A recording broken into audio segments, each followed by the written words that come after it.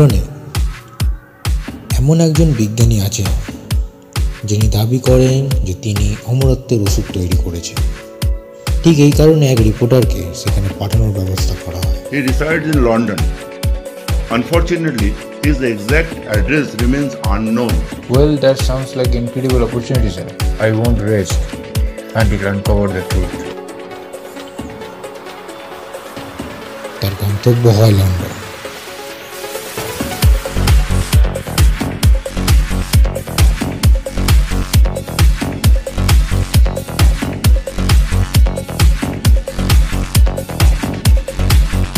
উদ্দেশ্য সেই ব্যক্তির ছবি তোলা যিনি খালি চোখে কম বয়স্ক দেখতে লাগলেও ক্যামেরায় তার আসল রূপ একদমই আলাদা। রিপোর্টার সেখানে কি দেখেছিল? থাকে প্রশ্ন সেটাই।